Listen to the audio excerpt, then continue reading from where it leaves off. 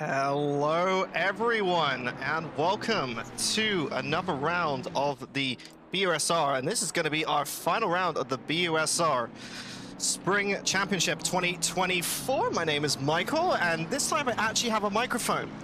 So I'm really sorry for the last time I did this, as you could tell I was very unprepared for what was going to happen for that race, but we have sorted out those technical issues. We've already got a spin out already. Number 707 having a bit of a moment in that number 707 Mercedes, as a lot of the cars will be coming out. Now, as you can notice, the track is a bit darker this evening, and it is an evening. It's actually midnight, just gone past midnight at the wonderful track that is the Nurburing GP circuit. One of my favorite circuits. It's a very challenging circuit to do, to get a good lap in. It's a lot of different corners, and you know, you've got to make sure your car is set up for a variety of different situations. As you can see, some of the cars weaving as Ben, who is in contention for winning the championship, needs 16 points today overall to get the championship lead. He has got 2 races to get through, so we'll hope will probably be somewhat of a breeze, but it will be quite difficult to do so. So, we're going to be having Angus leading the field going into the first corner. So, first corner is a very hard braking zone, about 150 on the marks. Go down, it's this very tight hairpin. It also goes down a little bit, jumps a little bit down. You've got to make sure the car is relatively stable going into the Mercedes-Benz arena, which is always quite difficult. You want to make sure your car has enough grip to get around here, and you really want to make sure that you're taking as much track limits as possible. You want to make sure that you're getting as much as you can. You can see the car's wheel going straight onto the curb. Make sure you're getting as much as you can, shortening the distance and improving your lap time. Now going down into this section, get a little bit of speed going downhill into this left-hand section. Make sure you don't have the rear step out there. Angus' car looking relatively stable. Then slowing down a little bit more going into the right-hand corner. And then we're going down the hill for the, I think it's called the Dunlop hairpin. Don't quote me on that one. I might have to go and have a look at a track map while we're doing this commentary, but relatively keeps it nice here. You want to make sure as a GT car, keeping it nice and tight. Some cars may favor a bit more of a V-shaped line through there. Now the Schumacher S is one of my favorite sets of corners. One of my favorite overtakes around here as well. Really fast. It's always great to see an overtake in that sort of area. It's kind of got that on the edge sort of limit. Now we're going to be shifting down into second gear, going around the corner here. Not too difficult. Very safe lap coming in here. Now for the longest straight. Well, straight with a slight kink in there, but it's going to be where the cars will get the highest in their top speed margins. And now we're going to be going into this nice little penultimate chicane section. You want to be taking as much as you can, but not jumping too far and throwing yourself out. Be sort of thing that you're going to be watching throughout qualifying and through the race. Last corner, keep it nice and tight. There's a lot of hairpins actually in this track. And across the line, we'll be setting the first lap of 153.2. Angus Fender has been one of those drivers who have been setting the benchmark for any of the races he's been in ACC, and he's continuing that trend to do so. Getting 0.7 above Ben, who is in second position, as some of the other cars will be setting their laps. Let's have a look at the number 69 coming on. Daniela coming across, getting a... I need to actually get my live timings up. As I've actually brought it down, you're going to be seeing some of the cars bring themselves to a stop. You can see Peter Jones coming across with the Aston Martin. Loves absolutely taking those those curves like a snack, and coming across the final corner, setting itself down, and that is going to be a P5. You can relatively see the Aston Martins keep themselves relatively in the same place. We're going to be seeing a couple more as Charlotte Perkins gets across the line, 4 seconds down in the 463 McLaren. Just going to get myself my telemetry, because it's always nice to know what's going on and around the track.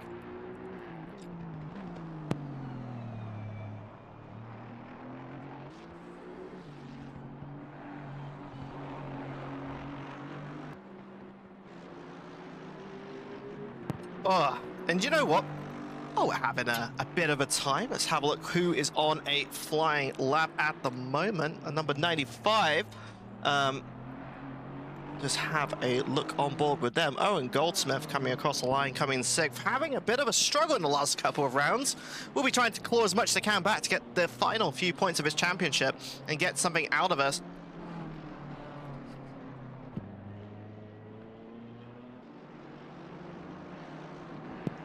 The BMW has always been considered as one of the best cars actually in Nurbury. I remember the last time coming around here, it was one of the best cars to run in ACC at the time, back in 1.8. I don't know how it has gone in 1.9, but the BMW seems to have a relatively good time round here. Has enough power to get out the corners and has some good top speed to go with that, going down that somewhat straight.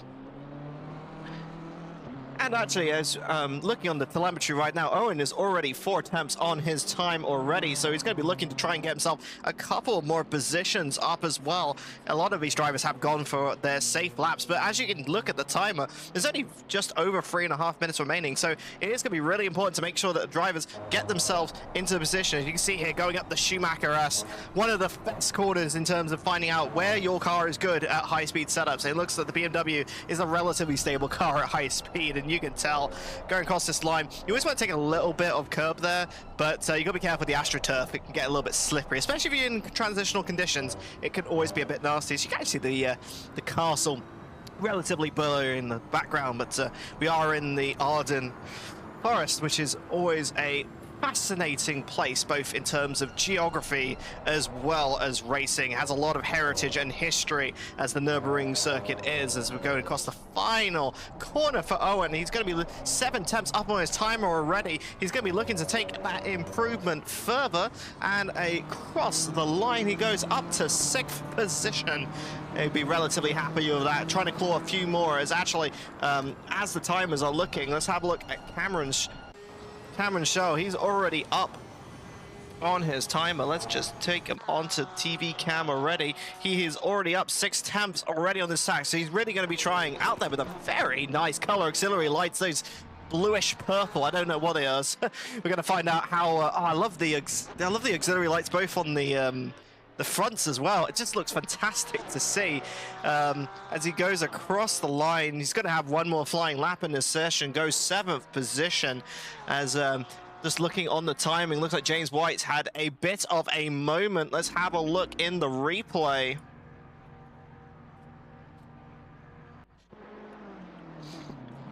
So he's going into saying, we talked about this earlier, you want to take as much curbing as possible, but it looks like he takes a bit too much speed, goes wide, hits himself through, and spins himself over into the final corner, and that's unfortunate for him. He's going to have, I don't think he has an opportunity to go for another lap. We'll have to have a look and find out, as we're just having a look, and he is going to be trying to go for one more flying lap, as Angus Fender is up 2 tenths of a second already, really showing both confidence in the car as well as confidence in the driving itself. Let's have a look in the driver's eye. That's the wrong way to be looking. Into the passenger seat we can be, and you can see here the car just looks very stable. The setup looking relatively stable, and I wouldn't say safe, but it looks relatively controllable, and it looks like very much in control, as Ben Gilroy is actually only within 4 attempts a second. I'm actually seeing right now he's not he's going out for another lap. He's already 3 temps positive with his delta, which is not that good. I think he's going to be setting up for one more flying lap. 45 seconds left in the session to go. We have a couple of drivers trying to do his best, especially James White, as you saw earlier with that spin. You want to be getting to try and get somewhere up here, and right now pushing as hard as he can. Looks like yellow flags are out somewhere on the track right now. Has been relatively cleared. Probably an off track, coming back on again. Unfortunately, having those final mistakes at the end of the session. Definitely not what you want to be doing when you want to be trying to improve on times. Thank goodness there are 2 sessions, and you got to remember the positions that you get from the sprint race will set the positions for the feature race, which will be afterwards with the 45-minute 1 mandatory stop. We have a lot of greens coming up now, as we got the last couple of cars coming through. James White is going to be looking to try and improve as much as he can. His Delta goes flying in the green zone, as of course he has got, as he had that mistake earlier, he's going to be going across the line. The West competition keeping the 3rd position there. That is really unfortunate. Going to have, also coming across the line does not make an improvement. We have a couple more cars on the track now. Let's have a look at Peter Jones further up the field. Down the straight right now is already improved on his time. Let's see if we can try and get any more improvements going into this final qualifying lap.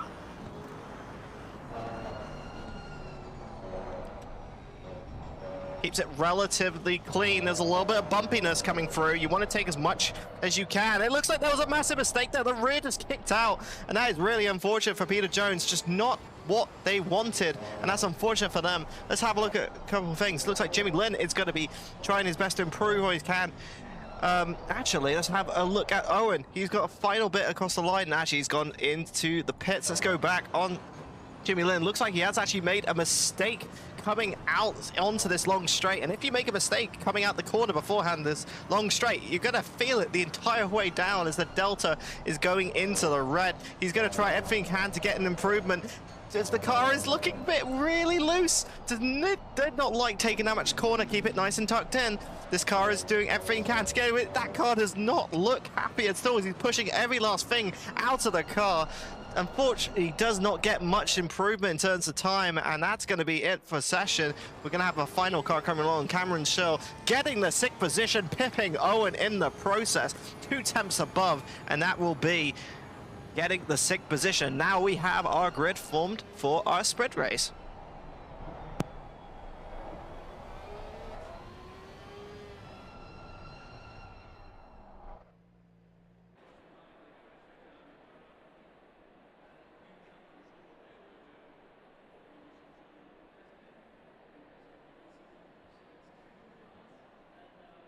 And we're going to have the grid already started forming up, but in the meantime, while we're doing, hopefully you are all having a lovely time. And while we're doing this, let's have a word from our sponsor while we grid up.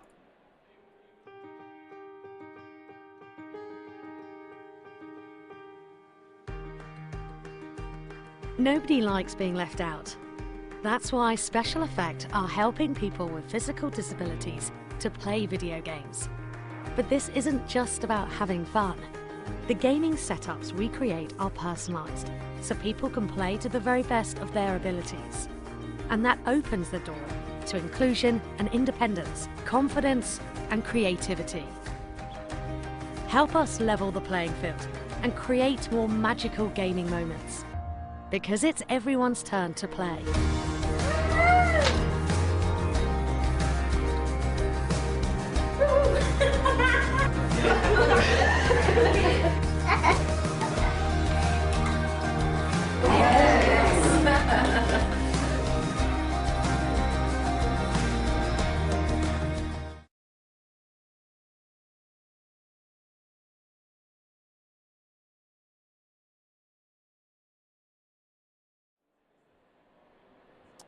And we're back, everybody. Welcome to our sprint race, our 20-minute race, as we are at 1 a.m. in the morning.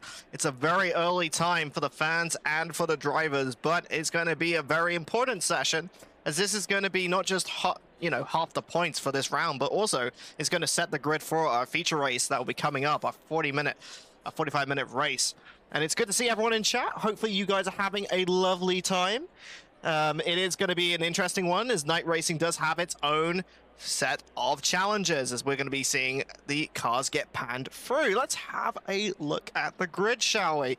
So let's just bring the stuff here. So starting out on our screens, we have our leader coming into it, Angus Fender, starting his usual way in the pole position, followed by Ben getting the pole, the front line of the grid in 2nd position at #1 McLaren, followed by James White in the sister West competition car in the #21 BMW. We'll be looking to try and get some more improvements and to try and see if we can beat Ben in the contest. In one of our best improvers of the season, currently in P4, want to show that somewhat late blooming in this season, and a late blooming in points. Jimmy Lin coming in the 727 Mercedes will be wanting to keep his positions ahead of Cameron Schill in the #5 Porsche, followed by the #95 BMW of Owen Goldsmith. Will be wanting to try and see if we can get that red 95 car back up ahead and try and get those last couple of positions in the championship, as we're going to see the cars roll off the grid now. Peter Jones in the number 25 Aston Martin. Be wanting to see how much curbs he can take. Hopefully not too much compared to what you saw in qualifying. Yuso in the 286 Ferrari. Want to be trying to keep himself ahead of Charlotte Perkins in the 463 McLaren. And then at the back of the grid, we have Daniela in the 69 Aston Martin and a newcomer into our season in the Sky Tempesta Mercedes. It is going to be... Nah. So we're going to be seeing the cars going around here. This is going to be our... with night conditions, it's always going to be finding where those braking points are because they're not going to be as visible as what you can see in the daytime. Things in your peripherals are a little bit more blocked off, and you're going to have to rely a little bit more on the lights around the track, as Angus Fender is doing a little bit of lawn mowing when it comes to lawn mowing some traffic cones. As we're seeing a little bit of clipping through there. I hope I've never actually taken a traffic cone home, but I know some people who have. I know some students are going to be wanting to take one of theirs home, but you're not going to be taking around this track. They're going to be taking them out instead, as the cars are going to be trumbling their way up, well, down themselves into the Dunlop hairpin. While I'm doing this, hope you guys are having a lovely dinner time. I know a lot of people will be having their food right now. I'm having my food as we speak. I know it sounds a bit strange, as actually it looks like Charlotte Perkins has entered the pits for some reason. I don't know what's happened there. Maybe some sort of technical issue, and that is very unfortunate for them. But while all of this is going on, we're going to be seeing the cars go 2x2, just like the animals go 2x2 in the Ark. We're going to be getting 2x2 with these cars, our GT3s, as they're going to be starting to form up.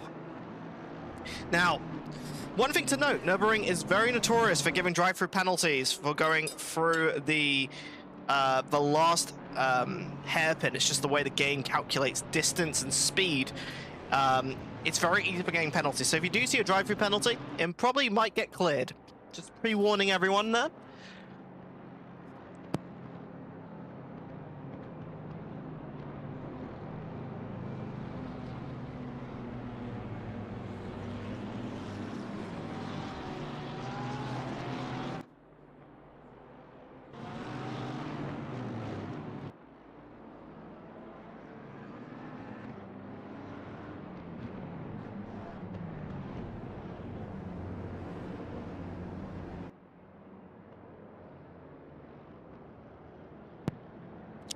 Not long to go now. We only have a couple more corners to go before the start of this race.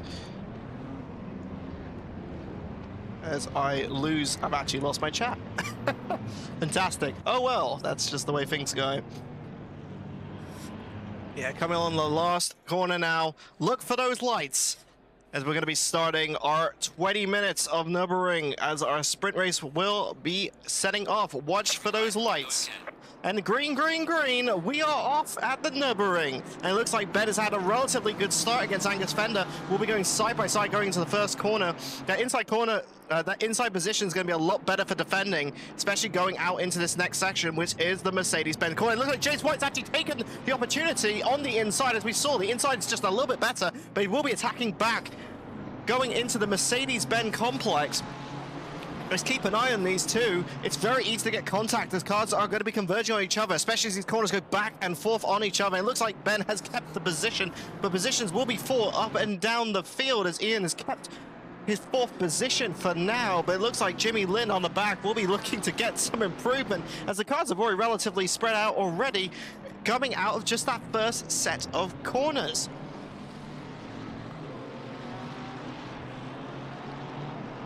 This section is relatively difficult. You know, the dirty air off the cars is going to make the aerodynamics not as easy to get through. As going across the first sectors, we can already see our time intervals already.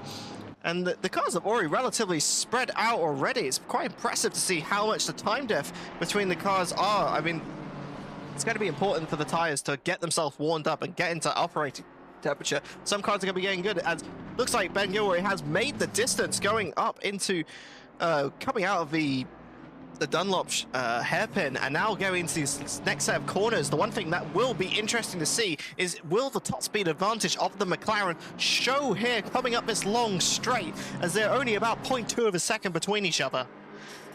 Ben Gilroy looking on the inside, but thinks seconds of it going into this corners. It's very important that the McLaren keeps it. You can actually see already, you know, if you take too much cornering with the McLaren, it does not like the curbing too much. It will get itself slowed down. You can see James White getting closed up already, only about 0.3 of a second. Look at Ben's getting absolutely close onto the bumper, and they looks like might be going side by side into the corner. This is going to be a fight for lead. Dive on the inside, coming back on the out, switch back on the outside. It looks like Fender's gone for a defensive position here, running him all the way out. Ben is not having the best of time. James is getting a bit of contact on the side. Rough racing, it's still racing indeed, and it looks like Ben is going to be on the back of Angus Fender, trying everything he can to get a position, but it looks like Fender is making every bit of opportunity. It looks like the flashes are going to be used here as James is getting pushed all the way to the end of the track, a little bit of podding there, and it looks like there's going to be some rough racing up and down in those field. We will be keeping an eye on it as Ian Benson actually gets the fastest lap of the race while all of this is going on. The tasseling and turning of these top three cars has allowed a fastest lap to be set by the 4th place positioned Ferrari, and it looks like Peter Jones has made a position up in 10th position, but we're going to be keeping here for the battle of the lead as we're going into the Dunlop hairpin, and it looks like he's gone too wide on it, too deep on the brakes, and it looks like we'll be punished for it. James White takes the position. Ian Benson will be going side by side into the Schumacher S's, and it looks like we'll think second of it, and it looks like Ben has lost the position, and James White finally, after so many rounds, made the overtake onto Ben Gilroy, has got the second position.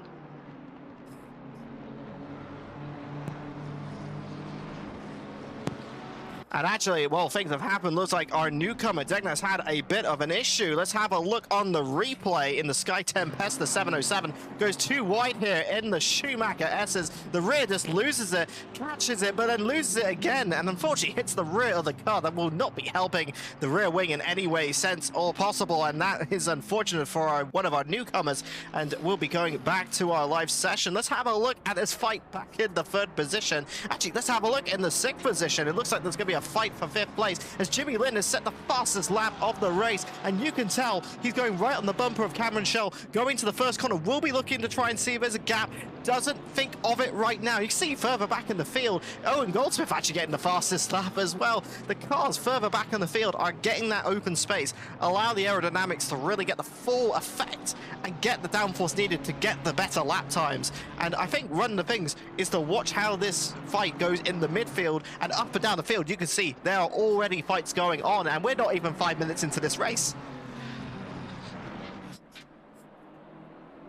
Actually, let's go back on with Owen Goldsmith. Closed it down to 0.3 of a second right now. We'll be trying to fight against Yuso for the 7th position. It won't mean anything in terms of the championship, but Owen will want to be getting past them because it's not about Yuso that's the problem. It's going to be Jimmy Lynn that's about 3 seconds up the field. He's getting slowed up by Yuso right now and needs to get this position taken going into the hairpin here. We'll be putting his nose out. I think Yuso's gone for a bit more of a polite way of saying it, giving the position over. I don't think Yuso is going to be racing with Owen in the long term, but it is going to be important to keep those positions up. Let's have a look further up the field as James White will be keeping the 2nd position, keeping close with Angus Fender, his teammate of the West competition, as you can tell by the very similar liveried cars.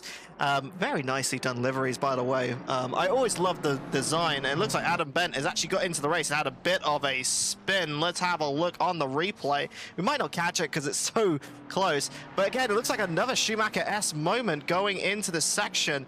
So goes in really deep, takes a lot of curve coming out the right, just takes too much speed, tags the gravel, and unfortunately that is going to be a spin, a second victim of the Schumacher S's, and that is going to be unfortunate for their race position as they are 32 minutes down apparently, so a couple of laps down. 2 laps down actually, so not the best in the world. Let's keep an eye on this fight for 2nd position. Only half a second in it between these 2 drivers. Ben Gilroy will be wanting to take that position back after making a mistake down into the Dunlop hairpin. We'll be looking to try and keep it nice and close, you know, really trying to utilize the best of what the McLaren can do, which is that straight line speed, has the raw power to go raw power and slipstream. Actually, no, it's more of a slick car. It's definitely a car that goes through the air and cuts through in the most efficient manner.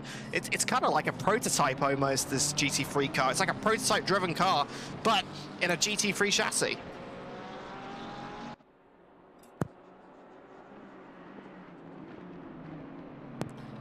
And they're keeping it relatively close for now. And it looks like the cars have now started to spread out. We're only 7 minutes into this race, and there's already been drama up and down the field. Looks like Charlotte has made the positional change coming into that section. Is one of those that's very unorthodox. Very impressive to see from the McLaren driver. Let's have a look back at this fight for positions. It's only half a second within the first to second and second to third positions. These drivers are really keeping it nice and close, especially as the rest of the field has started to spread out.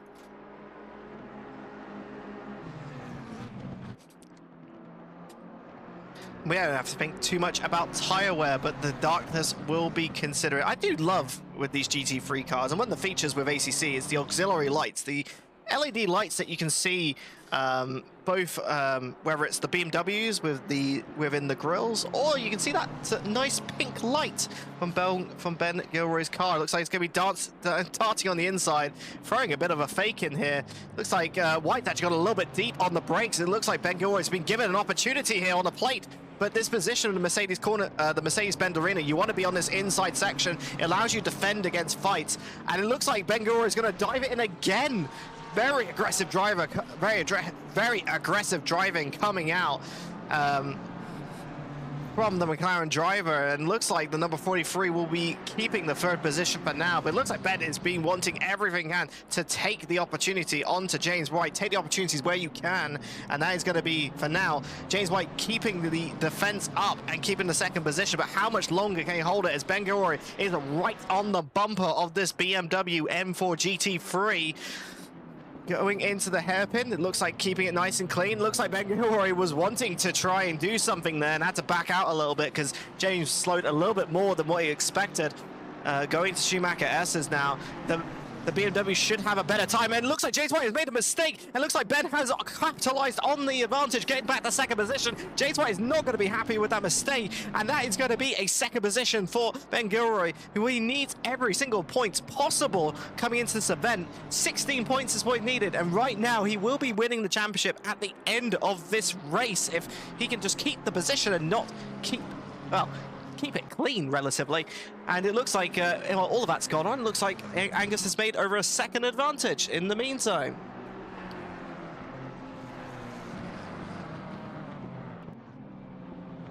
And we'll keep an eye with this fight for the top 3 positions. But in the meantime, let's have a look at further down the field. Looks like Yuso is tumbling down the order. Looks like had a very good qualifying, but it looks like he's struggling a bit in the race as the number 25 Aston Martin will be wanting to show the power that he can have, especially once this car gets out of third gear and goes down the track. It is a rocket ship, and you can tell it's going side by side. Looks like Yuso will be going onto the defensive line side by side going into this first corner. It looks like Peter going for the switchback.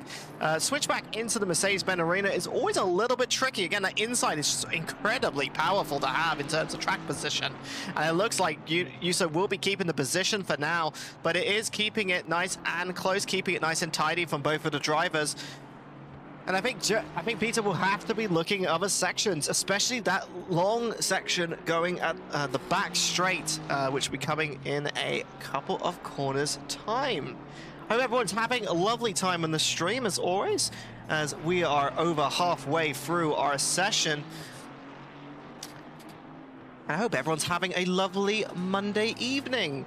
I know it's always a bit difficult if you have work or you have some study. I used to have a terrible, I had to finish my uni at 8 o'clock in the evening on a Monday. So for all those people out there, I do feel you when you have to do that time. And if you're watching outside your home, of course, it's always thankful to do so. You guys are absolutely fantastic for the support, and you make the streams incredibly fun for us. Let's keep an eye on the race, and actually, as just having a few random things here, and you can see here, like I said, going down this back straight, the the straight line speed of the Aston Martin will start to show, and you can see it's just closing up in the 296, which is honestly a bit of a parachute in terms of a car, and it looks like it's relatively kept it safe. I think the 296 can take a little bit more curbing, and it looks like for now keeping the position, but like I said, it's going to be the section of a track where the Aston Martin is going to try and close up. And actually, let's actually have a look back at the lead. Is it going down to 3 tenths, actually going side by side? I am really sorry. We are only just catching on in the Mercedes-Benz arena. It looks like Angus has unfortunately lost some time. And it looks like Ben Gory getting nice and close, but it looks like Angus has kept the defense, putting the arms out and showing that I am the widest BMW around. And it looks like Angus will be keeping the first position. And also, while it's going on, it's only 0.3 of a second. Looks like Ian has gone down the list a bit. It was currently 4th position, down to 6th, had a relatively bad time. We've not been keeping an eye on this. Looks like we'll be trying to get some positions back from that 4th position in qualifying, a very respectable qualifying position. But keeping this pack close for the battle for 4th position. Looks like Peter Jones will be closing up again. Will be trying everything they can to get through with it. We're going to be keeping, there are currently 3 fights here. Fight for the lead, fight for 4th position, as well as a fight for 8th. And it looks like Peter Jones will be trying his best to get himself close to position. Let's look back at the lead of the field, as Ben will be on the back straight. This is where the McLaren's power is going to be here. It's going to be on the back straight and on the main straight of this circuit. Looks like we'll be closing up a tiny bit, but keeping that 0.3 second. BMW does have a better time going through this chicane section, but you can tell actually Ben has got a lot closer before going on the outside of the final corner here, trying to keep as much traction as possible. Somewhat of a switchback coming in, and like I said, it's a much better position for Ben Gilroy, as it looks like Angus will be going on the inside for the defense, as both of them are going to be 0.2 of a second between each other, going. Looks like keeping the gap relatively at ease for now, but Ben will be looking like a faster driver through these last few sections. I don't know if Angus is struggling with the setup somewhat, but it looks like the rear is not liking these slow sections at all. And looks like the McLaren actually showing a little bit of stability, actually. And we'll be keeping it nice and close. And you can see here, Ben is actually getting closer in these braking zones. And you can tell he's getting absolutely close as heck. Coming out of the Mercedes-Benz arena section, down into these next couple of corners.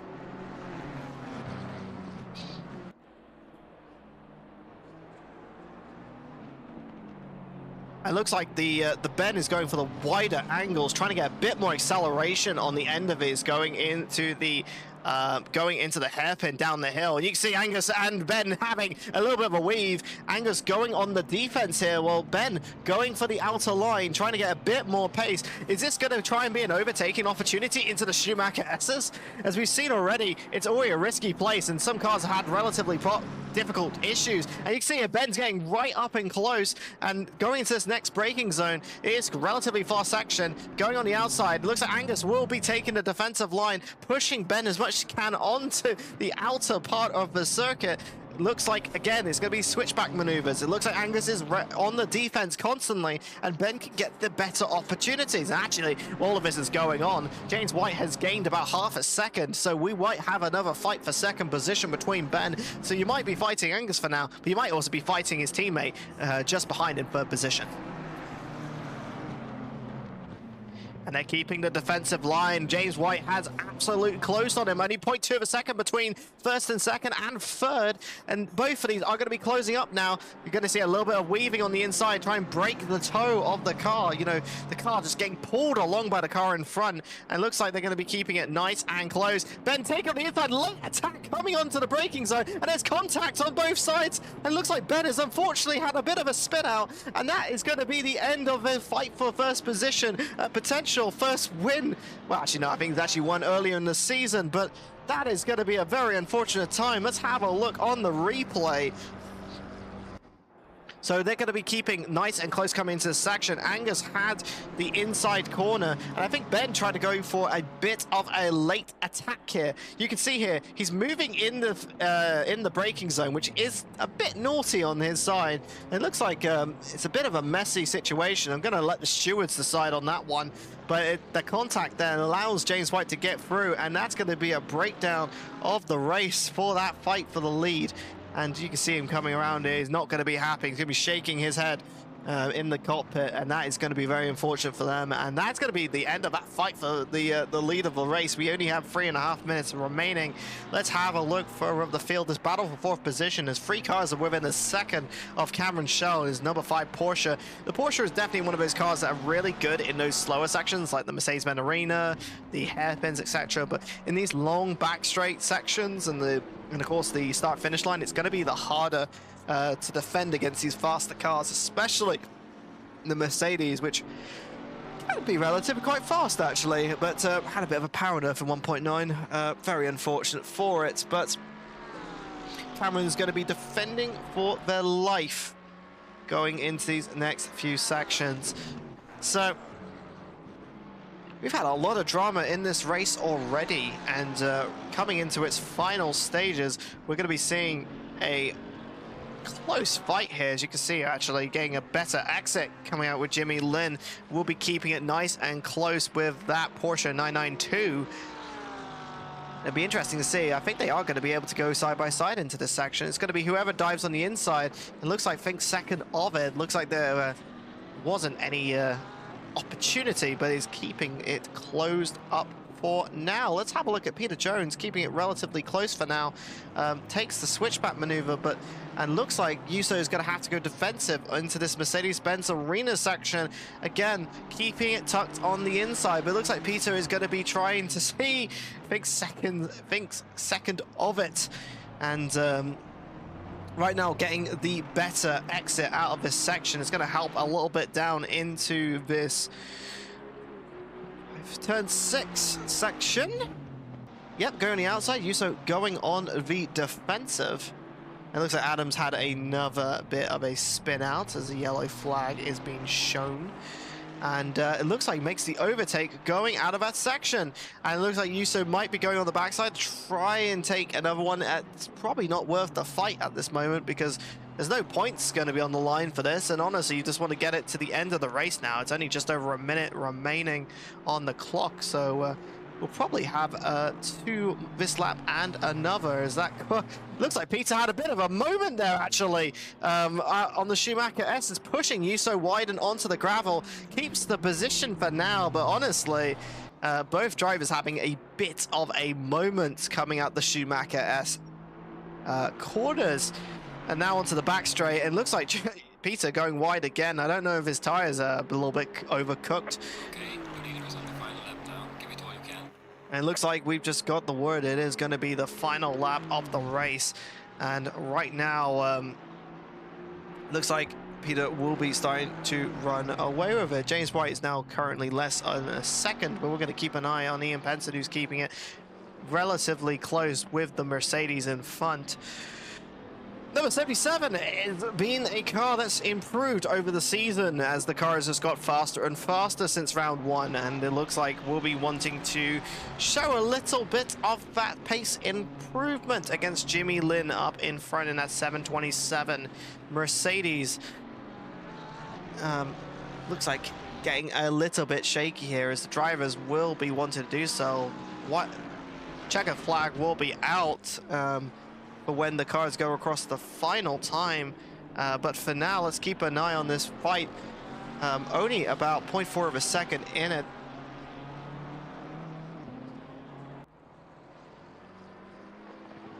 Sections of corners can be relatively difficult when the tires are going. These are traction zones in the end, so the rear tires are going to be very important. And if you use your rear tires a bit too much, it is going to be a little bit sketchy. But it looks like the cars have kept themselves relatively easy, especially at 296.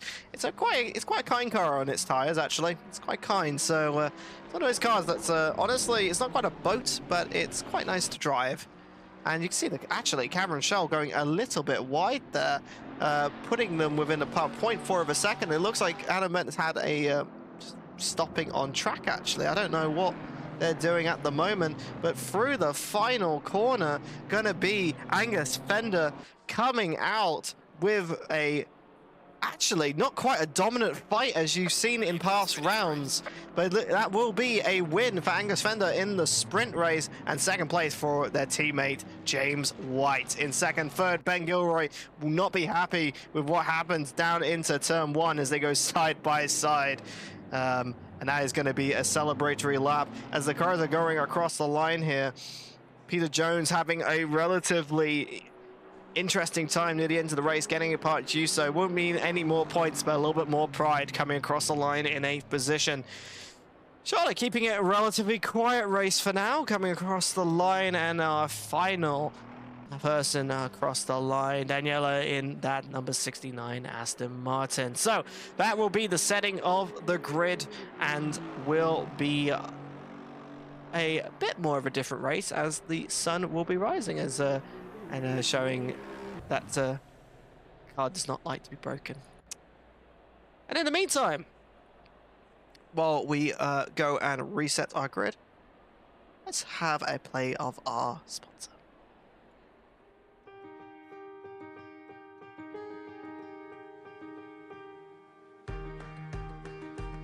Nobody likes being left out. That's why Special Effect are helping people with physical disabilities to play video games. But this isn't just about having fun. The gaming setups we create are personalized, so people can play to the very best of their abilities. And that opens the door to inclusion and independence, confidence and creativity. Help us level the playing field and create more magical gaming moments. Because it's everyone's turn to play.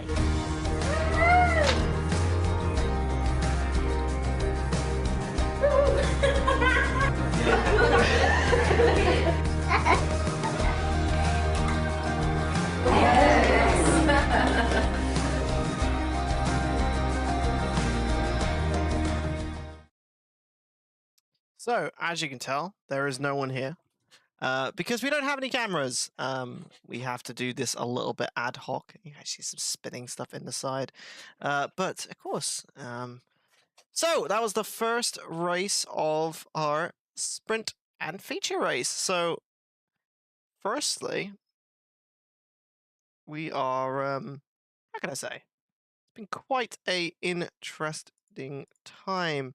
I think, I'm actually learning how this whole thing works, but it's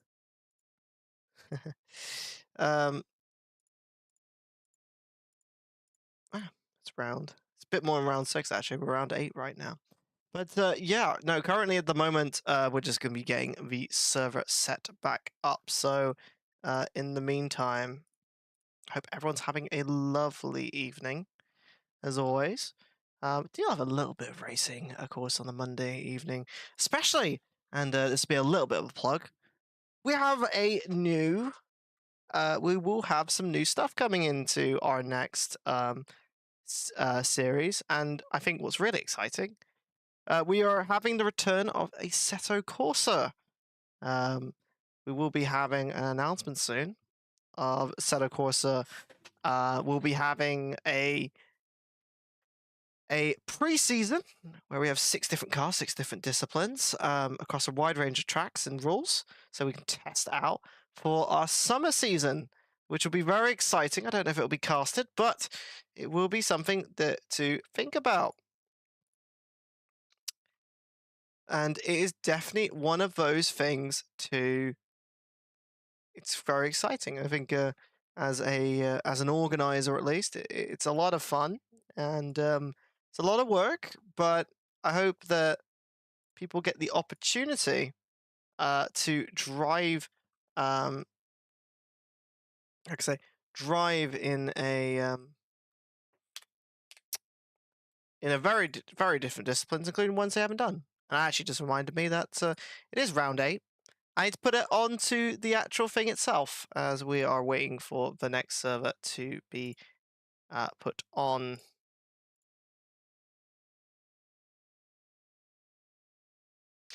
And yeah, it's quite exciting. It's a lot of work. And I hope that we do have a lovely time.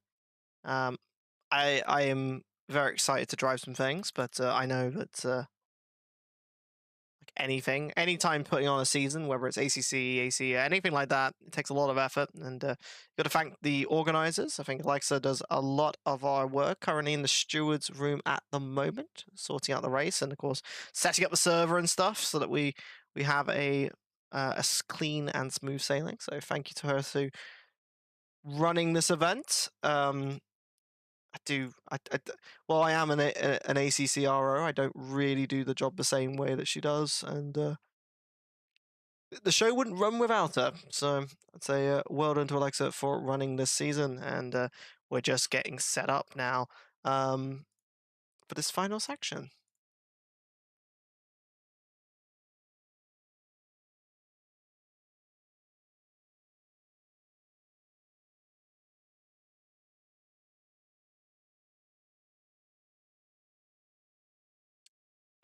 Actually, having a look at what the corner names are, because I've never really kind of thought about. I used to know them. I know that some are in German, and my German is not so good, so I don't really want to butcher that for potential German watchers out there. I don't know if you are, but I don't want to butcher the names. I was right with Dunlop, so that's good. I just know because Dunlop and Schumacher are some of the best places that I've made overtakes. We're always a little bit biased on what we think are our favorite parts of the track, but you know, we continue.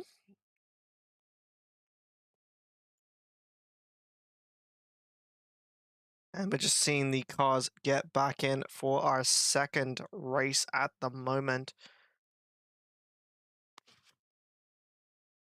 I think there should be should always make a tick list where I can. It's very important to make a tick list for these sort of things of what should be into a stream, what isn't. As I am new to producing, but as I don't really have the computer to put on the absolute crispiest graphics available, but I do the best I can. I think racing is one of those where you don't actually need as much graphics, but I think you need a good combination of good flow in terms of the commentating, as well as some good action on track. And I think we got some very good action in our first race, and I'm hoping for a good second race.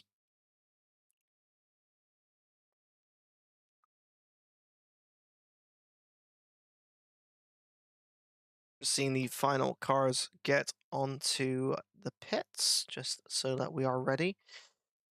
So, for the people out there who are still watching, so going into race 2, the positions that they achieved in the first race will be setting the grid for the second. So Angus Fender and James White will be locking out the front row. I don't know if they're going to be strategy available there. I don't know if they're going to slow down Gilroy when can, as Gilroy is a potential threat to Angus, which honestly we hadn't had in a couple seasons. It's Angus has kind of ran away with things, especially in the summer season. But it looks like we've actually had some fights, which I think is really great, honestly. It's great to see some fighting on track for the lead. We don't get a lot of it in F1. You know, F1 at the moment is being very much dominated by a certain Red Bull. But, you know, last weekend we had a bit of different. You know, Max Verstappen having a bit of a brake binding issue, causing his brakes to explode. Honestly, very scary, and thank goodness there was no marshals on the side. I was more worried about if that explosion happened when it was actually stopping in the pit box. And thank goodness it blew up when it did and didn't blow up later on. I think that would have been a very scary thing for the mechanics and anyone around there, honestly, is carbon shrapnel. Carbon is, you know, because it's made up of strands, and the brakes are carbon. They're very, very, how can I say, because they're built up so many layers of carbon, when they explode, it's like shrapnel because the strands are so thin. And I have some experience of it because I do archery. In archery, we use carbon fiber arrows because they have really good rigidity. But you got to be careful about pulling them out the boss, you know, the thing that you shoot into, because you can actually get carbon strands in your hand, and honestly, they're sharp as hell, and you don't want to get it. So yeah, thank goodness that happened when he did. But honestly, well done to Carlos Sainz getting that first position and the 1-2 for Ferrari. Honestly, it brings me back to when I was a child and watching Michael Schumacher doing his best with Rubens, and later on with Kimi Räikkönen. So, going into race 2, let's actually go onto the grid, shall we?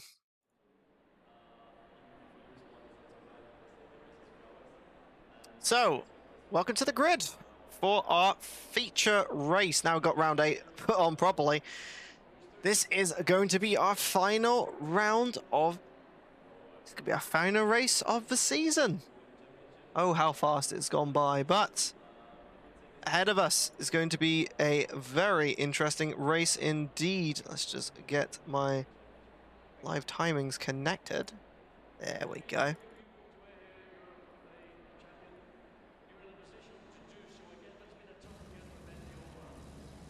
So we're going to see the last 30 seconds as cars are going to be dropped off of their jacks and onto the track itself.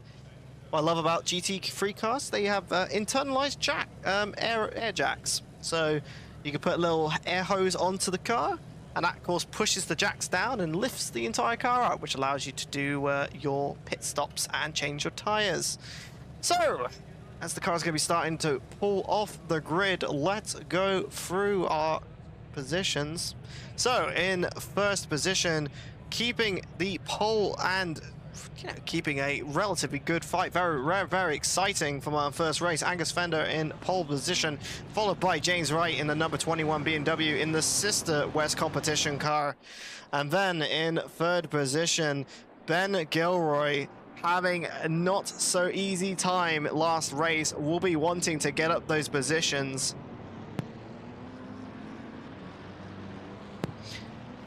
And now to our fourth position, Cameron in the Sol Porsche, doing really well against Ian and Jimmy Lin to get that fourth position. We'll be wanting to keep it up and get those final few points in that number 5 Porsche. In the fifth position, Jimmy Lin coming up some positions off of qualifying. Want to be showing that they are still in this race and can get a couple more points. Ian Penson started 4th, fell down the order into 6th position. We'll be wanting to get a couple of positions up in the second race.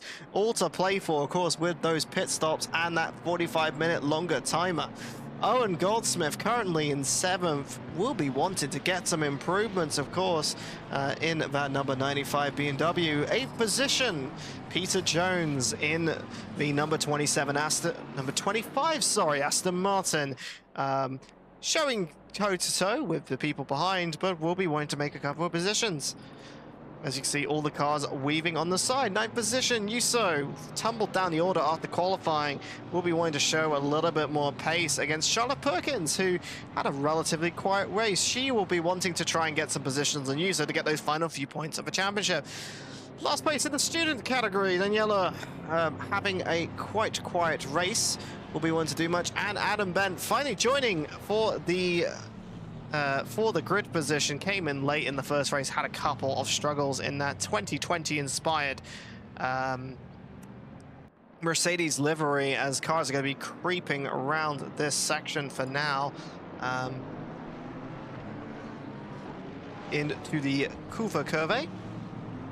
This is bit, isn't it? Yeah, this is into the Couva Curve. It's a bit curve. Now that I've actually got a track map, we can actually talk about this a little bit. But and then into this chicane section, cars will start to form up now. I see a bit of coasting. ACC has a bit of ghosting involved. You don't really want to be hitting people anyway in the first bit. You're seeing a mad weaving coming on from that number 1 McLaren of Ben Gilroy. Cars are going to be forming up now. Go into section. Let's hope no one gets a drive-through penalty. We didn't get one last race. Thank goodness we didn't. As they're going to be now going 2 by 2 and forming up for the start.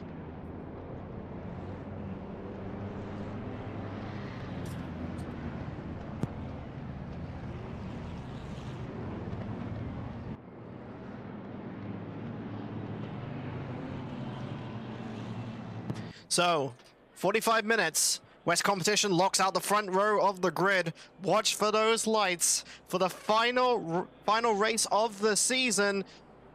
Green light. And it's green, green, green for our race at the Nurburing. 45 minutes, and we're going to be going side by side as James White had a better start coming on the outside there.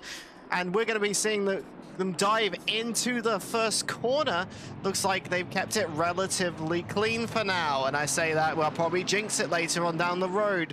And it looks like going into the Mercedes-Benz arena, it looks like Ben Gilroy is going to be going side by side now. And they want to be trying to get that position up, make those positional changes right now.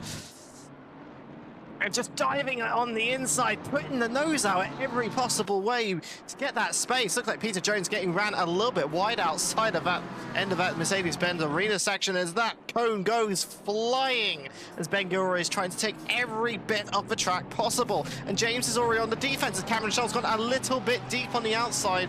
We'll be opening up for Jimmy Lin on the side, but let's get back onto this fight for the position here as looks like has a little bit of a gap has formed between the top two cars. The first cars are going through the first sector, going through the Dunlop hairpin and into the Schumacher S's.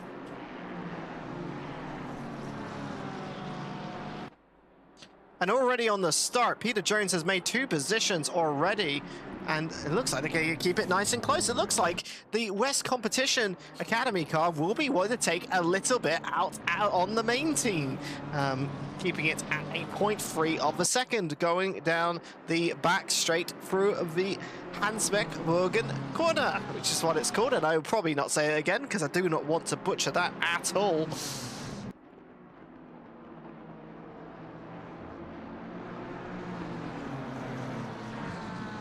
And going on the outside here, going into the Coca-Cola curb, keeping it relatively safe. It's a very easy place to lose it. And it looks like fastest lap will be going to James White at the moment. Actually, Ian Benson will be stealing it down the first grid. Looks like dive on the inside. What is that corner, man? What are you doing? He goes off the track and takes it. Takes a little bit of Angus's side in the process, and it looks like we'll be losing the position there. Let's have a look on the replay. So it just goes on the inside, completely cuts the corner, and then spins out.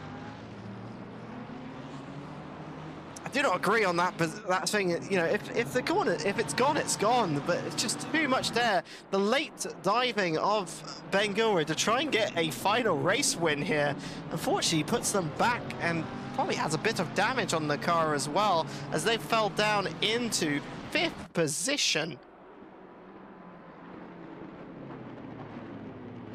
And we'll be wanting to try and get back as Jimmy Lin now has to have a raging McLaren on the bumper coming out of the Dunlop curve, going into the section, throwing a bit of a dummy there. Doesn't really fall for it though, up in front with Jimmy Lin, keeping it a relatively safe game for now. But Ben will be wanting everything can to get ahead, as you know, being behind Jimmy, while Jimmy is a relatively fast driver, will be slowing him down from the other 2 cars. I mean, this is what happens when you go for crazy moves. You're going to set yourself down the field. You're going to have to work your way back up. And now, you know, you're over 5 seconds. I mean, that's what like 1, 2, 3 seconds behind. There's nothing in it here going into Vidal, the Vidal chicane, and then onto the back of the Coca-Cola curb. We're probably running a little bit wide here to carry a bit more speed into the later part of this straight. As James White, I forgot, I didn't really see this at all. Let's just go on the replay. I was not paying attention as James White has taken the lead of the race and actually took the lead a bit earlier. I did not suspect this in any way, sort. And I mean, we are stuck in this replay now, but it looks like James White has taken the lead of the race. I don't know if there's some tactics going on here with Angus Fender and James White, but we'll keep a close eye of it as the West Competition Academy driver has taken the lead of the race. And let's keep an eye on Ben Gilroy, who's fell down the order with the mistake that he made earlier going into that turn 1. Turn 1 has not been the place faithful of him for overtakes, and unfortunately has left him down in 5th position. Only 0.2 of a second between him and and Jimmy Lin in 4th position. We will be keeping an eye. It's actually Angus Fender keeping it nice and close coming out of the section. Let's go back here, back at Dunlop to try and have a look at what is going on between these two drivers. I actually think let's keep an eye on this lead, as these two BMWs will be wanting to fight again. Angus Fender will want the position back, and you can actually see that he's trying to actually really drive the car here and show that, hey James, I am the person who races for West Competition. You got to try and fight me if you want to get this win of this race. He's only 0.2 of a second behind right now, as Angus will be closing the gap, keeping the slipstream, you know, having James White pull Angus along and a bit more, down to 0.2 of a second going through the Vidal chicane here, and relatively keeping it clean on both drivers. But I think Angus has actually got a bit better drive coming out there, going into the Coca-Cola curve. It's all about drive there. It looks like James has a little bit of a moment there on the rear, and instantly going on the defense right now, as Angus is going to be closing, and it looks like we'll be going side by side, taking the outside, going into turn 1. But thinks nothing on it. I think there's actually a bit of a switchback maneuver coming in here. But I will say, it looks like James White has actually made the error there, I think, and unfortunately lost the position. And it looks like Angus will be taking the lead of the race again.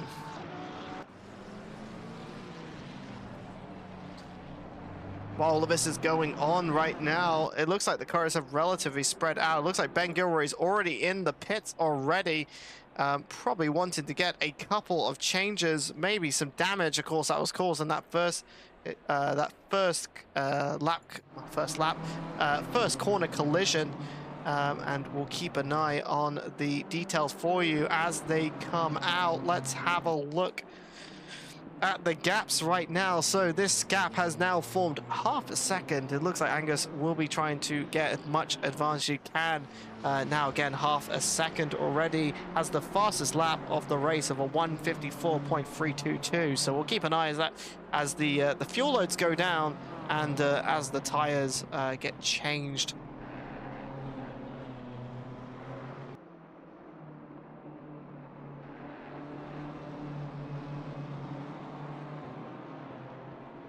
So this is currently our first set of the race. Ben Gilroy has made his mandatory pit stop, same as Adam Bent.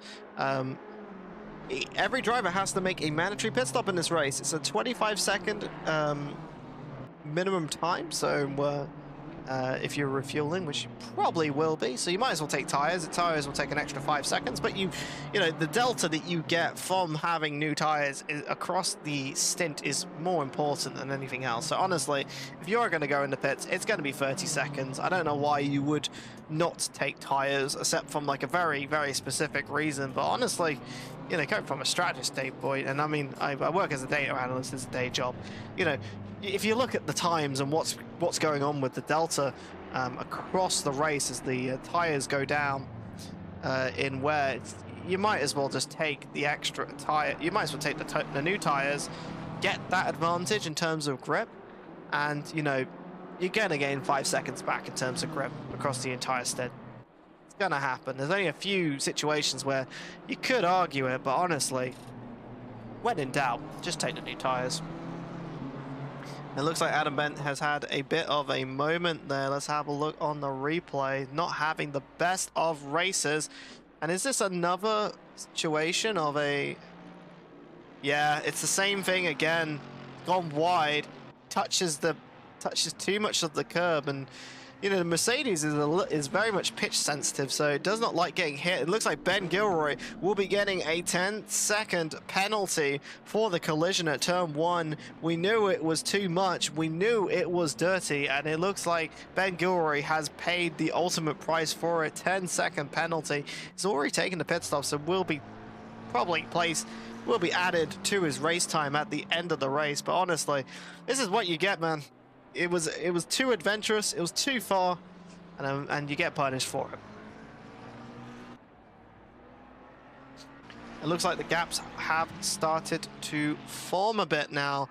Let's have a look at Yuso, who is actually behind Charlotte. So Charlotte has actually got ahead of Yuso at some point in this race. So Yuso will be one to get back. There is points on the line here. I don't know how important they are, but there are points on the line at the moment in the Illumine Championship. So will be important for the Yuso to get through. keeping it relatively clean coming out of the Coca-Cola curve down the main straight into the Castrol. It's actually the Castrol chicane. This one. The Castrol chicane, Castrol hairpin. First corner. It's always a weird corner because it jumps in. You can actually see the car suspension just lift a little bit because it's actually a bit of a jump going down there. And if you take a bit too much of a line, it does actually jump and you can actually spin relatively easy. And I've actually been in a BUSR season where I got hit around the corner because of that jump. I spun on the very first lap, which was very, very scary. Now they're going to be going side by side and a little bit of contact there coming out from Charlotte. Looks like trying to keep a little bit of a nose in there, and it looks like they will be going side by side. Relatively good racing coming out from both of the alumni drivers, but it looks like Charlotte's had a bit better of the drive coming out of Ford Curve and going into Dunlop here. Yuso keeping the inside corner there, pushing Perkins to the side, not having the best of drive, and getting the place back for now. Good driving coming out from the alumni driver, the number 286 Ferrari. Ooh, and actually, while this has been going on, we've actually seen a couple of the cars in the field starting to close up already. It looks like this section of cars are really putting each other over. It's a bit of a truly train if you think about it, with Jimmy Lin leading that pack, as Peter Jones is only about half a second within Jimmy Lin's bumper right now. So it is going to be important to try and get much as you can. You know, like I said, the Aston Martin has great straight line speed. So all you have to do is get in the slipstream of the car in front, and you can see there already. The car's just closing up and up, but not quite enough to make a move going into the Castrol corner and going into the Mercedes-Benz arena of 2, 3, and 4. I always say this is like one of the best places to see where the car is. The ability for the car to go left and right. The Aston Martin is a bit of a lazy car, honestly. It's quite a heavy car, so it's quite a difficult one to traverse around that sort of section. But it does really get itself back in the back straight, and of course the start-finish straight. We can actually see the cars are really starting to close up. Ian Penson down in 7th position. Owen's actually made the overtake earlier in this race on Owen Goldsmith, and looks like Ian will be wanting to try and get that position back for now. Currently only about 0.3 of a second behind. I mean, you can see the cars in front. They are starting to be very close and will be looking for an opportunity. Not one coming into the Schumacher S right now, but they are keeping it nice and close, and he is actually closing up a little bit by time, corner by corner, looking for a dive on the inside, but thinks a little of it. Tucks back into the slipstream of Owen's BMW for now, and out onto the back straight. The thing is, you know, the 296 isn't the best car in a straight line, but will be pulled by that BMW, by the fact that it's punching it through the air and it's pulling the car. It's like a pulling effect on the car behind, is pulling it forward, and actually takes a bit too much curb, maybe a little bit of dirty air and a combination of just not riding too much curb, and that's going to be a mistake coming out from the Ferrari driver. And while this is all going on, it looks like Peter Jones has not had the best of drive coming out of the Coca-Cola curve going into Castrol. Looks like Peter will be keeping the inside defensive line and pushing Owen a bit wide there, but just cannot get it in. And it looks like, yeah, Owen is not very happy. Getting on with the flashers, was not happy about that move. But honestly, man, racing is racing. And it looks like Peter Jones has kept a good defense for now and keeps that 5th position.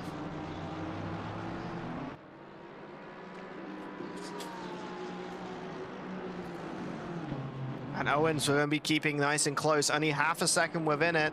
We'll be looking for another opportunity coming into these next couple of curves. The main thing is trying to get enough momentum to really build yourself up into an overtake in these sections. There's only a couple sections that you can really get an overtake done and it's usually out of these traction zones into these next sets of corners like this one here, Dunlop. It's all about good traction on exit, and you can see here Owen's got a bit better of an exit and will start to close up. He's not enough to go for an overtake, but those sort of things, they do build up over time, and if you can get enough momentum, you can mount a good overtaking opportunity and get yourself ahead of the car in front. And actually, looking on the data right now, he's only about 0.3, 0.4 of a second actually between him and Peter Jones. So it's going to be really important to, you know, again, build up that momentum, you know, build yourself into getting close to the car enough that you can make the overtake. Put pressure on the car in front, either pressure them into a mistake or just have the raw pace needed to get past the car in front.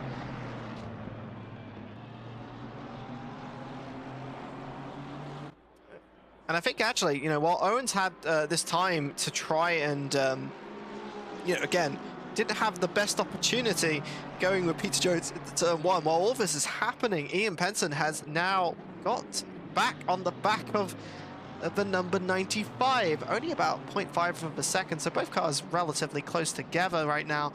And, you know, both of these cars will be looking to take the opportunities when they come up. It's going to mostly be down to whether or not the drivers can be consistent and not make the mistakes. Because honestly, Owen's gone from attacking situation for 5th position to defending his 6th position from an attacking 296 behind, with Ian Penson, you know, making the important time needed.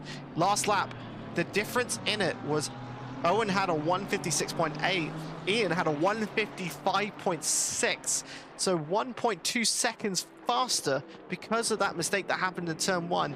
And of course, again, when you make that mistake, you lose that momentum. You have to build it back up again. Ian's going to try and take the advantage here to try and do it. And it looks like Owen's starting to put the pace on a bit more now, as increased the gap to about 0.8 of a second.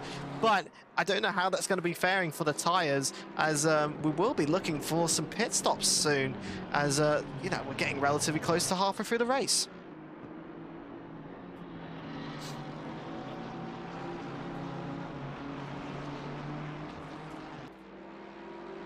And right now, like, we are getting to that point now where the pit stops are going to be thought about. We haven't seen any conditional changes. That's why usually GT cars will try to go a little bit longer to see if the conditions change, because as the conditions change, it will affect the tire that you have. You know, as a heating track can cause the tires to overheat, which can cause increased tire wear, as well as them, you know, losing grip. They literally, they become very understeer. It makes the car very understeery. Well, the opposite happens when the car is too cold. Looks like we have Charlotte Perkins into the wall. Let's have a look on the replay. So this looks like going into Vidal, and it looks like taking a bit too much of the curb, and the McLaren really doesn't like taking that curb, curbing very well. It's very sensitive to ride height, and unfortunately, it just loses it a bit too much there, and that's going to be a bit of damage. Thank goodness the pits is close by, but I don't actually know if they can actually go into the pits. I think they've had to go around again.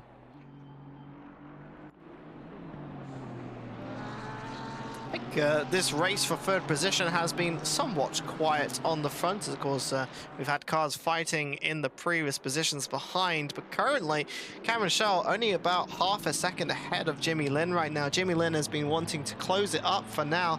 They are relatively setting equal laps, as the only difference was Cameron Schell was only over 0.02 of a second faster last lap, so both are matching each other relatively well.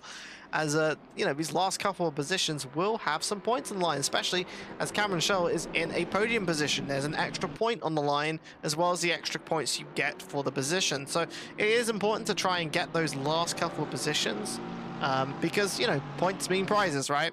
And there isn't any, like, monetary prize, anything like that, but, you know, there's a bit of pride on the line here. So I think Jimmy wants to try and get a podium. He hasn't had one. Actually, I think he has had one during the season. I cannot remember properly, but it is going to be really nice. You can do so, and I think Peter Jones behind are also relatively closing it easily. They get within half a second, And then when it gets within half a second, it's that really weird point. I think there's also a little bit of dirty air to play out. Dirty air is not as much as a problem as it is in Formula cars, especially your Formula 1 and all those sort of things. But it is important to keep an eye on it, because honestly, if you're in the fast corners, you need all the downforce that you can to get the lap time, to get close up on the car ahead.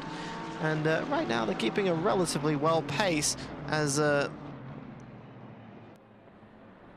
telemetry is showing they're only about 3/10 of a second behind.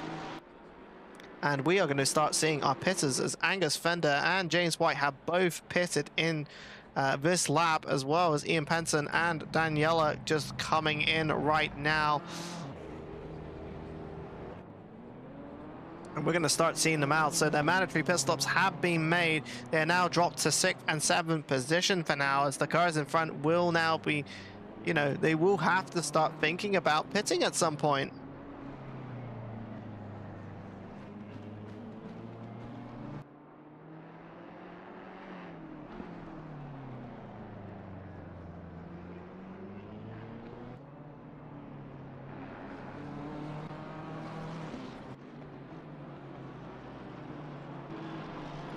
And I think one of the things that's going to be really important with pitting is going to be, you know, who is going to initiate the undercut sort of situation, where the car in front or the car behind will pit to try and basically get better track position and keep the car behind for longer. That is going to be an interesting one to see. So as these three cars are going through Vidal into the section, and it looks like Peter Jones and Cameron Shell both going into the pits, while Jimmy Lin will be keeping out for now. So these two will be undercutting Jimmy Lin.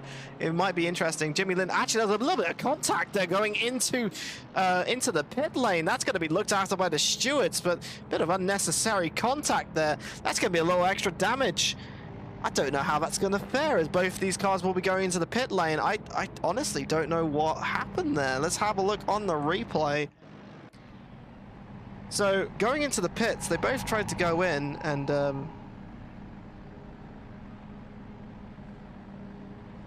looks like we haven't got quite ahead in that replay, but yeah, I'm very surprised, as it looks like we are looking a little bit into the void there. Let's go back onto a camera that's a bit more above ground. And right now, Yuso, relatively gap. Let's have a look at some of the others. So the top three, the three of these cars are going to be in here is Jimmy Lin. Jimmy Lin must be needing to go into the pit now. Into Dunlop they go, as the net leader will be keeping a relatively well pace at the moment, a gap of about 3.7 seconds to James Wright in the net second position, fourth position at the moment.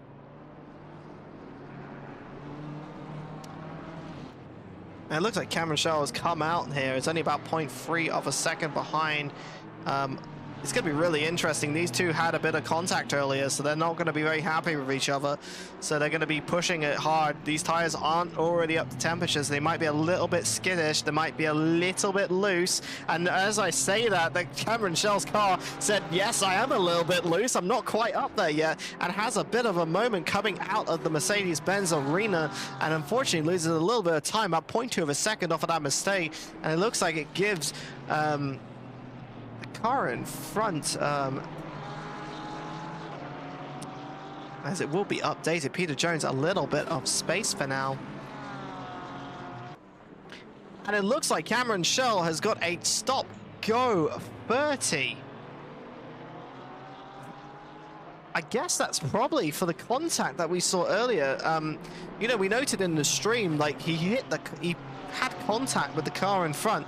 I guess that accelerated the car and made the car get the automatic penalty by the game. I think they had a bit of a Tokyo drift there coming out of that car section, well held by the Porsche driver, but that's going to be looked after by the stewards. I don't know if he's going to pit for that, because honestly, I think the stewards will be wanting to potentially remove that. I don't know. I mean, it's currently under investigation, and I think they're going to have to think quickly about it, because a stop go 30 has to be done within 3 laps. So yeah, the stewards are going to have to be on that one right now, and I think he's staying out at the moment. I think it will get removed.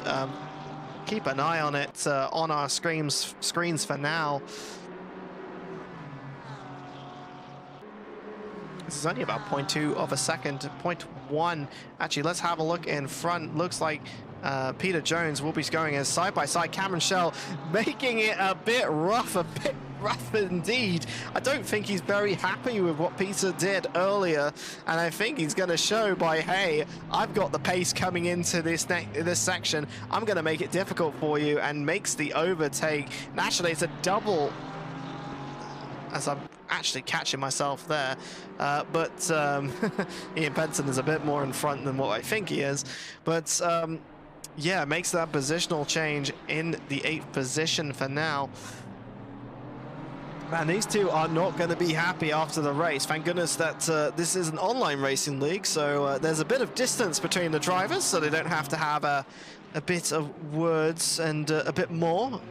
Well, you know, if you're definitely a watcher of things like NASCAR, you've definitely seen some tassels by drivers who are not very happy with each other's driving standards.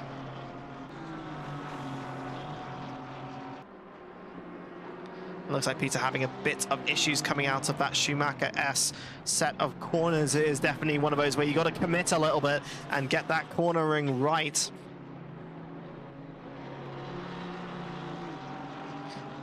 It looks like the cars have started to spread out now. I mean, just for reference, the net leader of the race is currently got a 2.6 second lead on James White, and his last lap was actually the fastest lap of the race, a 154.64.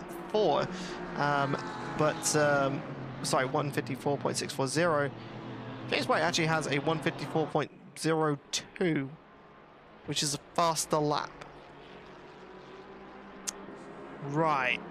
I guess there must have been an invalidation of why that's not happened, as we're going to be seeing Peter Jones come on the outside, carrying a ton of speed, goes for the switchback side by side. These two have not been happy with each other. And it looks like Owen actually slows down. I don't know what happened there. Owen's just slowed down for some reason. Oh no, is this a potential failure of their equipment? I know that they've switched over to Fanatec in recent times. Looks like they've got the car started again, but it's not good. Just randomly slowing. It'd probably get looked at by the stewards, just unnecessarily slowing, but it looks like an equipment issue may have caused that issue from there, and it looks like Owen will be tumbling down the order. Is now 9th position, losing 2 positions in the case, and so that's really unfortunate for the BMW driver.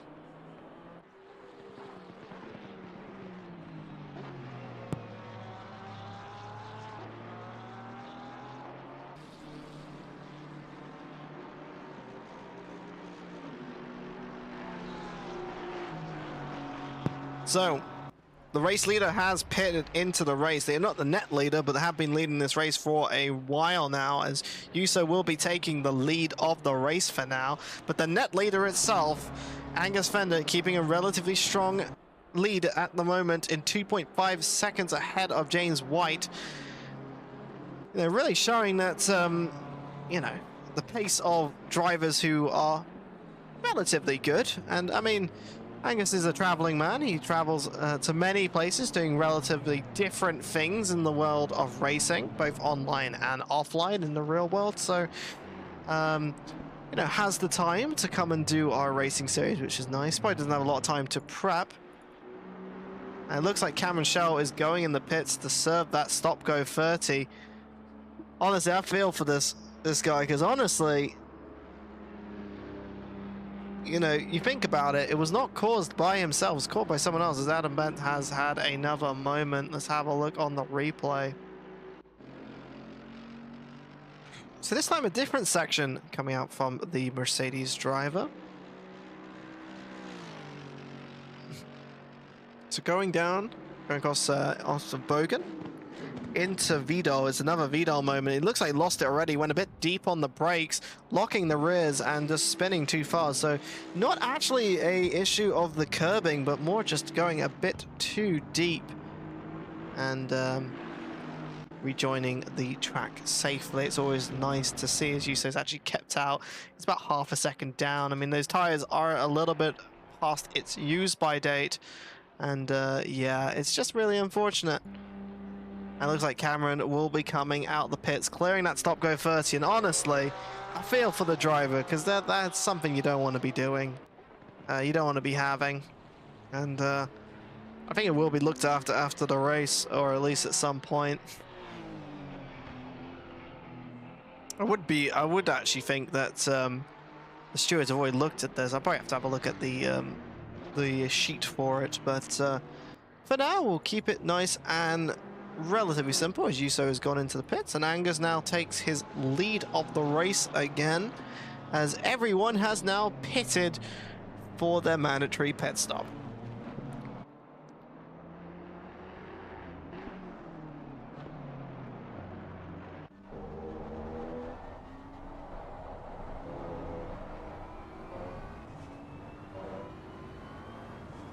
Got to that point of the race now where drivers are going to be trying their absolute best to keep themselves on the line and get riding themselves into a relatively good pace. Currently James White and Angus keeping it nice and fast, only about 3 temps between each other in terms of their last lap time. And both drivers really showing that they can do things. Look at Adams had another spin out at the Vidal chicane again, and again taking a bit too much curbing, and yeah, going a bit wide, taking a bit too much speed, and yeah, I feel for them. It's not having the best of time in that Mercedes car. I think one of the things to think about is Ben has gained a couple of positions in this race right now. I mean, he's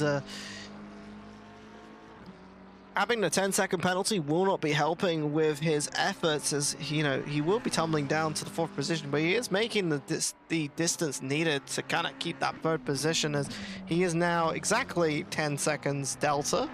It will be updated as soon as he crosses the line. He's about 9.2 on your screens, but we'll increase that when it comes to that point. But you know, right now, you know, he will get the pace needed to keep that 3rd position, but won't have the pace needed to get to the lead, as it is quite a bit of a distance between there. As Angus Fender has set another fastest lap of a 1:53.605. Really trying to pip James White into showing that, hey, I've got the pace.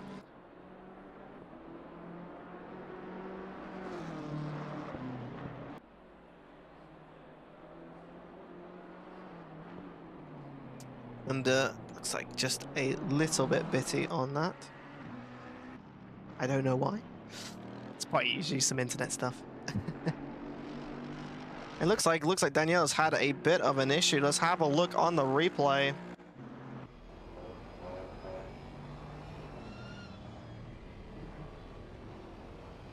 So going down the back straight here into Hartzenburg, and it's probably going to be another Vidal chicane moment. Vidal's had a number of victims this race already, as we saw Schumacher S being a bit of victimizer in the first race, but yeah, taking a bit too much curb, the car going airborne, and it looks like the Aston Martin, it might be very good at taking curbs, but maybe a bit too much, and that will be unfortunate for them, as they will be losing out some positions and maybe a bit of damage. Owen Goldsmith currently in 7th position, about 12.5 seconds behind Peter Jones, not having the best of races. I think it's been one of those seasons where it started really strong but kind of tailed off near the end, and I think it's one of those where, you know, when the pressure comes and the situations happen, if you can't quite keep that consistency, it does lead to you getting less and less points, and consistency is key. If you haven't got those positions, you're not one of those faster drivers, and yeah, you are going to tail off, and it's going to be an currently riding 7th and very much alone on the track.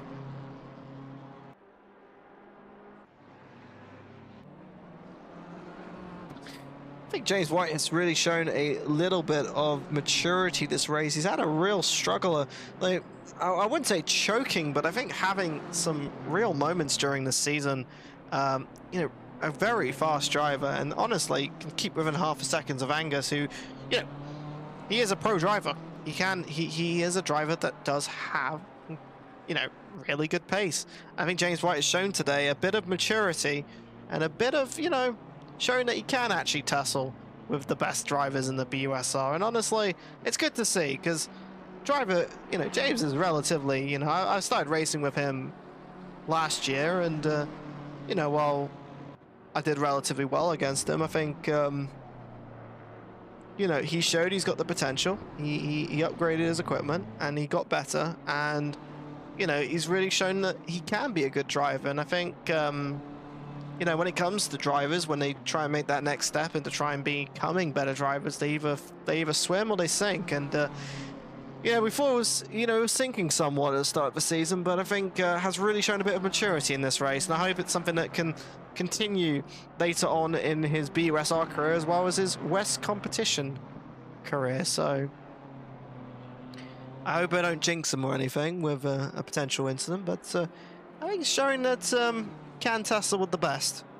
And I think Gilroy, you know, Gilroy's been you know, a bit of a character who's been honestly setting laps after laps in our practice server, you know, really showing that he wanted to grind out ACC, but and really showing the pace from that. But I think when it comes to the racecraft, I think it's something to improve on, because honestly, the moves saw today are not the ones you want to be making, especially you know, making those moves under braking is dangerous in itself. And you know, it's all about momentum. It's all about building yourself up to that overtake, and if you can keep putting the pressure on someone, then they'll do well. Angus is one of those that can kind of, he's had a lot of experience of racing various people at various levels, and so, you know, can keep the defense up for long periods of time. We saw that. But Ben showing, definitely, he's got the raw pace. Just got to get a little bit better on the wheel-to-wheel combat side, which will come in time. Will come in time.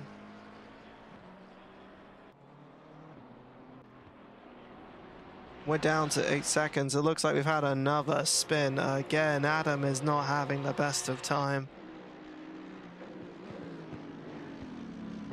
It looks like, yeah, coming out of, was this bit? Yeah, he's gone into bit curve just a little bit too hot, and it's had a bit of a swapper. And there you go, the car becomes a glorified lawnmower. As we can see now, the cars have started to really gap themselves. Ben has now made a 14-second gap on Jimmy Lin now, so he's relatively in his own pocket, as it looks like James White, you know, really taking a bit more, track than he wants to, as I think Adam will probably not give him much of a fight. Actually,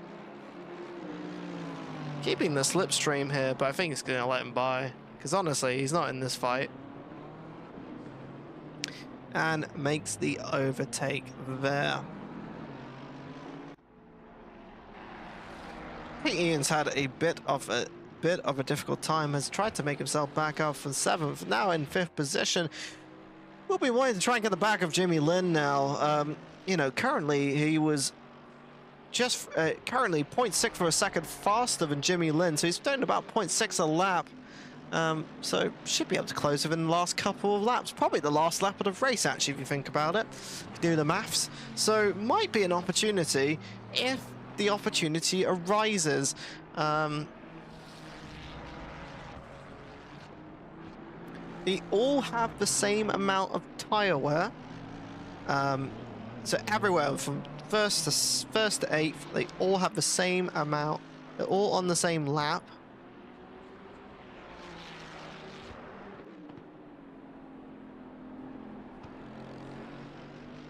The only difference is, of course, as I am trying to find the actual pit stop times, as we do have a tool for it.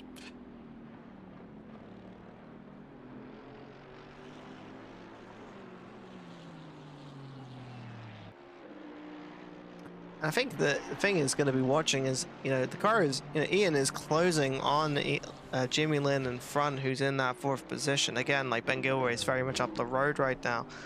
So we'll be one of those that will be able to get close. And done relatively well. I mean, you got to think about it. Cameron's had a really big shock because of that stop-go 30. Put him down 6 positions. Everyone else has relatively gone up. I mean, Jimmy, Ian, and Peter have gone up. With Peter Jones making 2 positions up in this race. Yuso also making a position up as well. A lot of them, again, capitalizing on Cameron Shaw having that stop-go 30.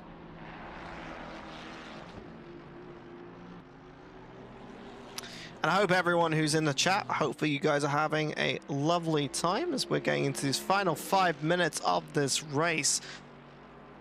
Relatively showing a bit of dominance here, actually, from the West competition team, but with our one of our main fighters basically out of the race for second. But for now, we're going to see how the cars are going to close up. Like I said, a lot of cars are on similar strategies in terms of pits, so I don't think any of them are going to be really showing that advantage. It's not sort of Pirellis. These aren't Pirellis that are like, you know, going to, you know, fall off so hard that a lap is going to make much of a difference. But you can see the car getting a little bit loose there from Ian. I think Ian senses that there could be a potential 4th position up for grabs, and he's starting to try and push it right now, but isn't doing so well. His last lap was actually a 10th slower than Jimmy Lin last lap. Not the sort of lap that he wants to be doing if you want to be trying to close up with only 4 minutes to go. So there's probably about 3 laps left in this race. So, you know, you really got to show 3 laps, 3 seconds. I don't know if it's really going to be possible at this point. A lot of the drivers are really going into conservative mode right now to try and make sure that they get to the end of the race and preserve their position, because honestly the gaps that have formed, I mean, right now Ian Penson's about 3.5 seconds behind Jimmy Lin, and then Peter is about 3 seconds behind again. So, you know, unless a second can be made by either of these cars, the main thing really for these drivers is just to get it to the finish line.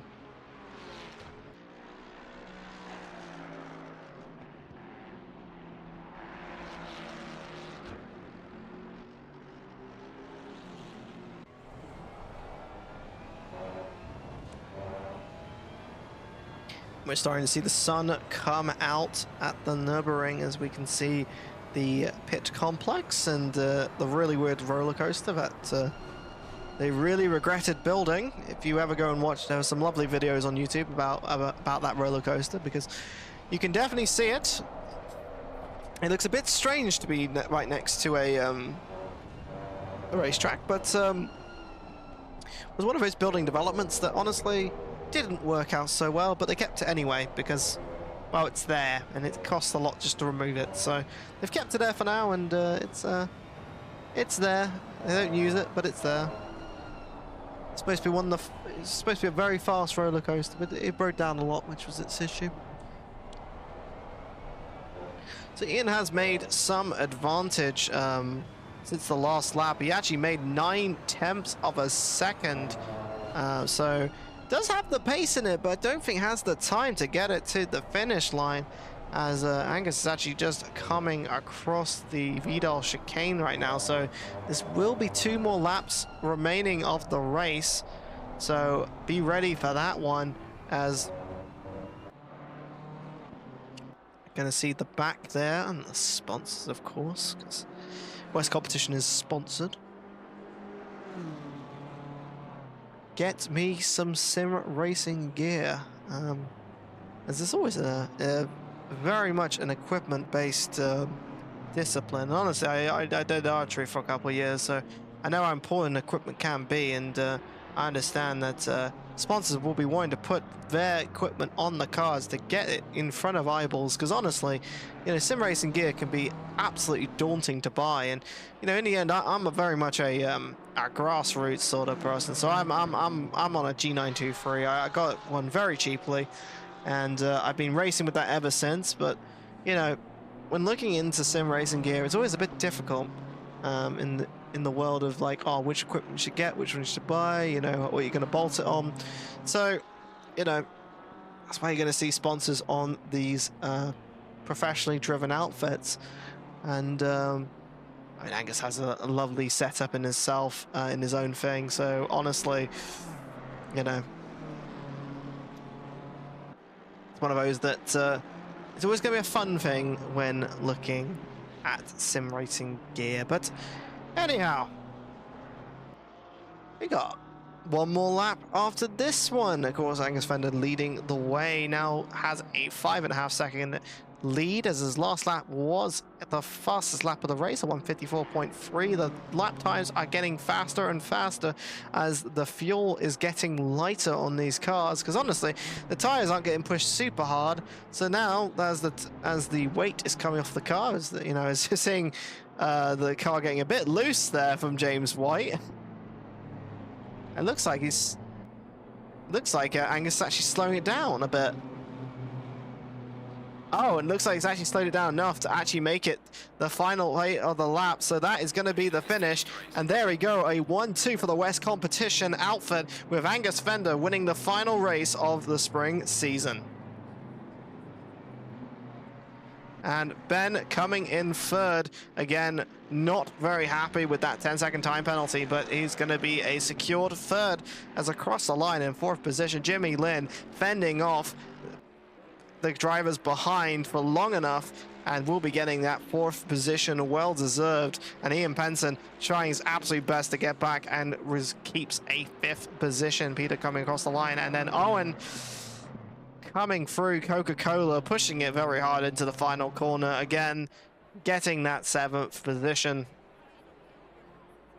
and finishing off the season. And then Yuso had to fight a lot here. Looks like Charlotte has unfortunately disconnected from the race. Thought we saw that earlier, but coming across the line, Yuso finishing in 8th.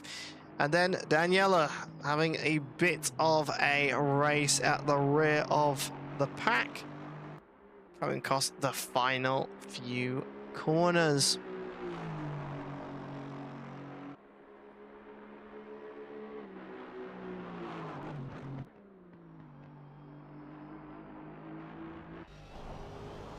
And not long to go. We have a Cameron Shell as well in the back of this sections of cars right now. Did not have the best time, but across the line will be the number 69 Aston Martin for the final time this season. And then Cameron Shell taking the final position on track. 10-second time penalty applied to Ben Gilroy, will be keeping his second position. Well, the 1-2 in formation being called for the West Competition outfit.